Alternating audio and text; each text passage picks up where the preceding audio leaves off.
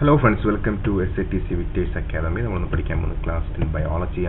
Biology first chapter sensations and responses part 9 reflex action. നിങ്ങൾ ഈ പിക്ചറിൽ നോക്കിയാൽ നിങ്ങൾക്ക് കാണാൻ സാധിക്കും എന്താണ് ഒരു ഹാർട്ട് ഇങ്ങനെ നടന്നിരിക്കുന്നത് അല്ലേ, ഹാർട്ട് ബീറ്റ്. ഇത് നിങ്ങൾ നിങ്ങളുടെ ലെഫ്റ്റ് സൈഡിലെ ചെസ്റ്റിൽ ഒന്ന് കൈവച്ച് നോക്കിയാൽ അറിയാം ഹാർട്ട് ബീറ്റ് ഇടിക്കുന്നു. എന്നാൽ കുറച്ച് നേരത്തേക്ക് അതൊന്ന് സ്റ്റോപ്പ് ചെയ്യാൻ നിങ്ങളെ കൊണ്ട് പറ്റുമോ? ഒന്ന് സ്റ്റോപ്പ് ചെയ്ത് വെക്കാം, അല്ലെങ്കിൽ ഇതൊന്ന് കൂട്ടാം, അല്ലെങ്കിൽ ഒന്ന് കുറയ്ക്കാം. No, you cannot control.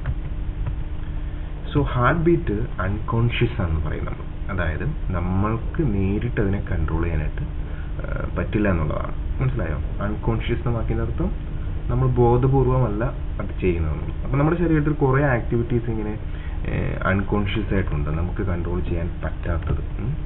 So you can not control your heart beat. നിങ്ങൾക്ക് നിങ്ങളുടെ ഹാർട്ട് ബീറ്റിനെ എന്ത് ചെയ്യാൻ പറ്റില്ല, കൺട്രോൾ ചെയ്യാനായിട്ട് പറ്റില്ല. ക്ലിയർ ആണോ? ഓക്കെ. അത്തരം ആക്ഷൻസ് നമ്മൾ വിളിക്കുന്ന പേരാണ് ഇൻവോളണ്ടറി ആക്ഷൻസ്. എന്താണ് involuntary actions? Okay. You cannot control this type of actions is known as involuntary actions. Okay. നമ്മൾ നടന്നു പോകാറുണ്ട്, വാക്കിംഗ് അല്ലേ? ഈ വാക്കിംഗ് എന്ന് പറയുന്നത് നമുക്ക് കൺട്രോൾ ചെയ്യാൻ പറ്റില്ലേ? കാരണം നമുക്ക് വേണമെങ്കിൽ നിൽക്കാം, ഇഷ്ടമുണ്ടെങ്കിൽ നടന്നാൽ മതി. അതുപോലെ തന്നെ നമ്മൾ ഓടാറുണ്ട് അല്ലേ, റണ്ണിങ്. ഈ റണ്ണിങ് ആക്ടിവിറ്റി എന്ന് പറയുന്നത് നമുക്ക് കൺട്രോൾ ചെയ്യാൻ പറ്റില്ലേ? പറ്റും. So this is conscious. U can control. Okay, U can control your walking, running, eating, sitting etcetera. Clear ആണോ? അപ്പോൾ ഇതൊക്കെ മസിൽസിൻ്റെ ആക്ടിവിറ്റീസാണ്, നമുക്ക് കൺട്രോൾ ചെയ്യാനായിട്ട് പറ്റും. അത്തരം ആൾക്കാർ നമ്മളെന്ത് പറയും, അത്തരം പ്രവർത്തികൾ കോൺഷ്യസ് ആണ്, നമ്മൾ ബോധപൂർവം ചെയ്യുന്നതാണ്. നമ്മുടെ കൈ മടക്കണോ വേണ്ടയോ, പേന എടുക്കണോ വേണ്ടയോ, എഴുതണോ വേണ്ടയോ എന്നൊക്കെ നമുക്ക് തീരുമാനിക്കാം. Okay, this type of actions is controlled by yourself. You can control. It is known as voluntary actions. എന്താണ് voluntary actions? So there are two types of actions. The first one is involuntary actions you cannot control, and voluntary actions you can control. Involuntary നമ്മൾ പറഞ്ഞു heart beat. Okay. അതുപോലെ തന്നെ എന്താണ് voluntary? നമ്മൾ example പറഞ്ഞു walking and running. So what is involuntary and what is voluntary? Voluntary you can control, involuntary you cannot control. Clear ആണോ? ഒന്നുകൂടി sir പറയാം. വോളണ്ടറി എന്ന ടേം നിങ്ങൾ കേൾക്കുമ്പോൾ നിങ്ങളുടെ മനസ്സിലേക്ക് വരേണ്ടത് എന്താണ്? You can control walking and running. Involuntary എന്ന് പറയുമ്പോൾ നിങ്ങളുടെ മനസ്സിലേക്ക് വരേണ്ടത് എന്താണ്? You cannot control. ക്ലിയർ ആണോ? Example heart beat. Okay. So what is voluntary actions? Actions that are consciously or knowingly under our control. നമ്മുടെ കൺട്രോളിലുള്ള, നമുക്ക് അറിവുള്ള എന്താണ് ആക്ഷൻസിനെയാണ് വോളണ്ടറി ആക്ഷൻസ് എന്ന് പറയുന്നത്. What is involuntary actions? Involuntary actions are those actions that we unconsciously do and have no control over it. Unconsciously, what do you mean by unconsciously? Unconsciously means നിങ്ങൾക്ക് ഒരു ബോധമില്ലാണ്ടാണ് ചെയ്യുന്നത്, നമുക്ക് കൺട്രോൾ ചെയ്യാനും പറ്റില്ല. Clear ആണോ? These are the two types of actions. Before going to understand what is a reflex action, you should understand what is voluntary and involuntary mean. Clear ആണോ? Okay.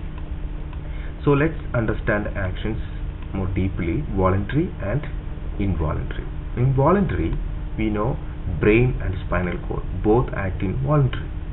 ഇൻവോളണ്ടറിയിലോ? Yes, ഇൻവോളണ്ടറിയിലും ഉണ്ട്. ഇപ്പോൾ നമ്മുടെ മെഡില ഒബ്ലാങ്കേറ്റയാണ് നമ്മൾ കണ്ട ഇൻവോളണ്ടറി ഹാർട്ട് ബീറ്റിനൊക്കെ നിയന്ത്രിക്കുന്നത്. അപ്പോൾ brain അതിനകത്തുണ്ട്.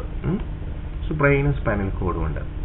എന്നാൽ ബ്രെയിനിൻ്റെ സഹായമില്ലാതെ, വിത്തൗട്ട് ബ്രെയിൻ, ശ്രദ്ധിക്കണം, വിത്തൗട്ട് ബ്രെയിൻ, ബ്രെയിനിൻ്റെ സഹായമില്ലാതെ നടക്കുന്ന ചില ഇൻവോളണ്ടറി ആക്ഷൻസ് ഉണ്ട്. ഒരിക്കൽ കൂടി സാർ പറയാം. ബ്രെയിൻ ഇല്ല, ബട്ട് ഇൻവോളണ്ടറി ആണ്, നിങ്ങൾക്ക് കൺട്രോൾ ചെയ്യാനും പറ്റില്ല, സഡൻ ആണ്, വളരെ പെട്ടെന്നാണ്, ആക്സിഡൻ്റ് ആണ്.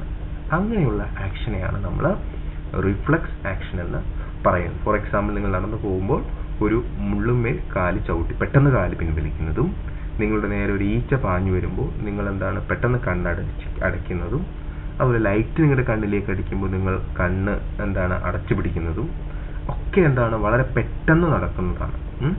അത് നിങ്ങൾക്ക് കൺട്രോൾ ചെയ്യാനേ പറ്റില്ല. ദാറ്റ് ഈസ് ഇൻവോളണ്ടറി ആക്ഷൻ ആണ്. അതിനകത്ത് ആരില്ല? ബ്രെയിനിന്റെ പ്രവർത്തനം ഇല്ല. എന്നാൽ ബ്രെയിനിന്റെ ചില ഭാഗങ്ങളായ സെറിബ്രത്തിന് ചില സ്ഥലങ്ങളിൽ പ്രവർത്തനമുണ്ട്. പക്ഷെ അതിനെക്കുറിച്ച് നമുക്ക് പിന്നീട് പഠിക്കാം.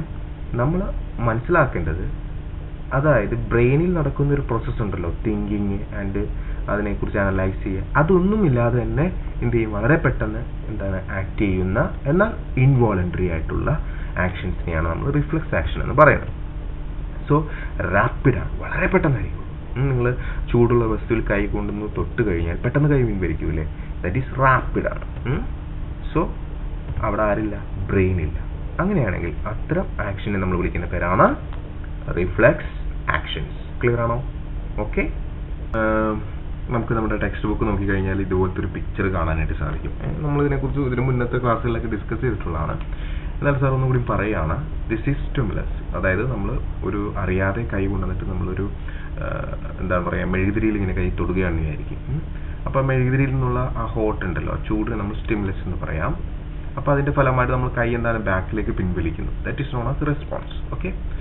എവിടെയാണോ സ്റ്റിമുലസ് ഉണ്ടാവുന്നത് അവിടെ ആ കൈയുടെ തുമ്പത്ത് ആ സ്റ്റിമുലസ് തിരിച്ചറിയാനുള്ള റിസപ്റ്റേഴ്സ് ഉണ്ട്, ചില പ്രത്യേക സെല്ലുകളുണ്ട്. അതിനുശേഷം എന്താ സംഭവിക്കുക? അതിനുശേഷം അവിടെ നിന്നും ആ ഇമ്പൾസസ് നേരെ എവിടെ ചെല്ലുന്നു? നമ്മുടെ സ്പൈനൽ കോഡിലെത്തുന്നു, സുഷ്മനയിലെത്തുന്നു. ആ പാത്തിനെ നമ്മൾ വിളിക്കുന്ന പേരാണ് sensory neuron. Carries impulses to the spinal cord. Then അവിടെ വെച്ചിട്ട് ഒരു ഇന്റർ ന്യൂറോൺ ഉണ്ട്, കണ്ടോ? This is known as interneuron. അത് ഈ ഇൻഫർമേഷനെ സ്പൈനൽ കോഡിൽ നിന്നും പുറത്തേക്ക് കൊണ്ടുപോകുന്ന മോട്ടോർ ന്യൂറോണുമായിട്ട് കണക്ട് ചെയ്യുന്ന, കണ്ടോ? മോട്ടോർ ന്യൂറോൺ പുറത്തേക്ക് പോകുന്നുണ്ട്. അതുമായിട്ട് കണക്ട് ചെയ്യുന്ന ന്യൂറോണാണ് ഇന്റർ ന്യൂറോൺ. ഇതിനെക്കുറിച്ച് സാറ് മുന്നേ ന്യൂറോണിൻ്റെ സമയത്ത് നിങ്ങൾക്ക് പറഞ്ഞു തന്നിട്ടുണ്ട്. ഓക്കെ. സോ അങ്ങനെ പുറത്തേക്ക് വേറൊരു ന്യൂറോൺ വഴിയാണ് ഇത് പോകുന്നത്. We called it as motor neuron. Okay, കണ്ടോ? Motor neuron. അങ്ങനെ ആണ് റെസ്പോൺസസ് ഉണ്ടാവുന്നത്. ക്ലിയർ ആണോ? ഓക്കെ. സോ ഇവിടെ ഉണ്ടാവുന്ന ഈ ഡോട്ട് ഇട്ട് സാർ വരച്ചെങ്ങനെ എന്താണ്? അതിനെ നമ്മൾ ഇമ്പൾസസ് എന്ന് പറയും. അപ്പോൾ ഇമ്പൾസസ് എങ്ങനെയാണ് പോകുന്നത്?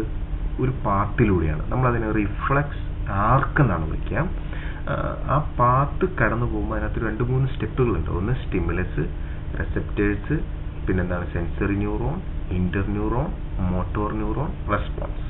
അപ്പോൾ ഈ ഒരു സ്റ്റെപ്പുകളൊക്കെ നമുക്ക് പിന്നീട് ഇപ്പോൾ വരുന്ന സ്ലൈഡുകളിൽ നമ്മളൊന്നും ഡീറ്റെയിൽ ആയിട്ട് പറയും. അപ്പോൾ അതൊന്ന് ഓർത്തിരിക്കാം. ഓക്കെ. സോ റിഫ്ലെക്സ് ആക്ഷൻ എന്ന് പറഞ്ഞു കഴിഞ്ഞാൽ it is an involuntary means നിങ്ങളുടെ കൺട്രോളിലല്ല.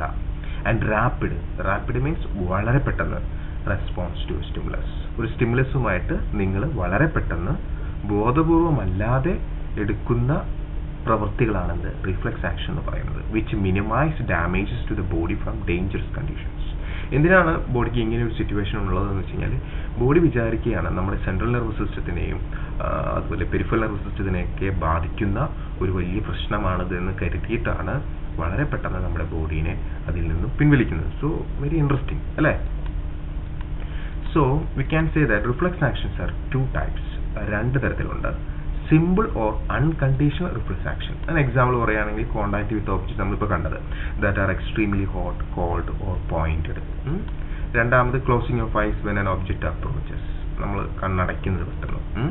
സീക്രേഷൻ of saliva in mouth, seeing sweet or sour food, നമ്മൾ പുളിയുള്ളതോ അല്ലെങ്കിൽ മധുരമുള്ളതോ ഒക്കെ കണ്ടു കഴിഞ്ഞാൽ നമ്മളെന്താണ് പെട്ടെന്ന് വായിൽ വെള്ളം വരുന്നതൊക്കെ ഈ പറയുന്ന സിമ്പിൾ ആയിട്ടുള്ള ഇപ്പോൾ നമ്മൾ കണ്ട കണ്ടോ ഈ 2 എക്സാമ്പിൾ നിങ്ങൾ ടെക്സ്റ്റ് ബുക്ക് കൊടുത്തിരിക്കുന്നത്, അത് ഒക്കെ സിമ്പിൾ ആയിട്ടുള്ള റിഫ്ലെക്സ് ആക്ഷൻ ആണ്. ക്ലിയർ ആണോ?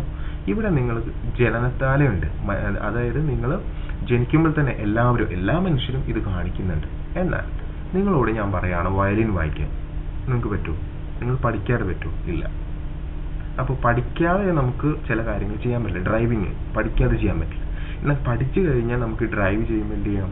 വേണമെങ്കിൽ ഫോൺ ചെയ്യാൻ പാടില്ല, വേണമെങ്കിൽ ഒരാളോട് വർത്താനം പറയാം അല്ലേ?